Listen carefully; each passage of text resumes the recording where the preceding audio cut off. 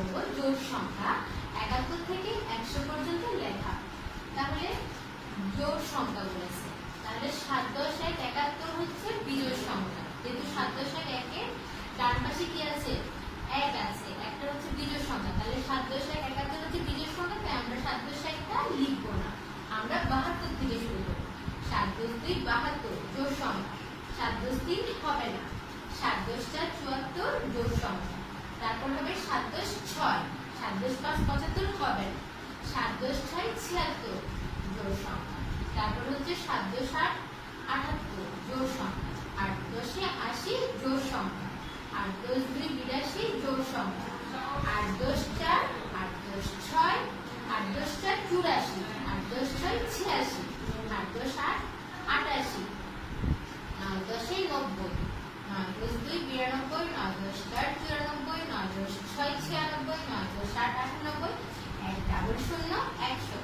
তাহলে 71 থেকে 100 এর মধ্যে আমরা জোড় সংখ্যা কি কি পেলাম? 72 থেকে 72 74 76 78 80 82 84 86 88 90 92 94 96 98 100। এরপর আমরা দেখব বিজোড় সংখ্যা। 71 থেকে 100 এর মধ্যে বিজোড় সংখ্যাগুলো কি কি দেখব?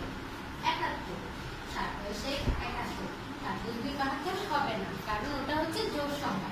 তাহলে 7 10 71, 7 10 3 73, 7 10 5 75, 7 10 7 77, 7 10 9 7 10 9 79, 8 10 1 81, 8 10 3 83, 8 10 5 85, 8 10 7 87, 8 10 9 99, 9 10 1 91, 9 10 3 93, 9 10 5 95, 9 10 7 97, 9 10 9 99। দেখো সবগুলো ডান পাশে কি আছে? 1 3 5 7 9, 1 3 5 7 9, 1 3 5 7 9, সবগুলো ডান পাশে কি আছে? বিজোড় সংখ্যা 1 থেকে 9 পর্যন্ত। তাই 71 থেকে 100 এর মধ্যে আমরা কি কি বিজোড় সংখ্যা পাচ্ছি? 71 73 75 77 80 81 82 85 87 89 91 93 95 97 99।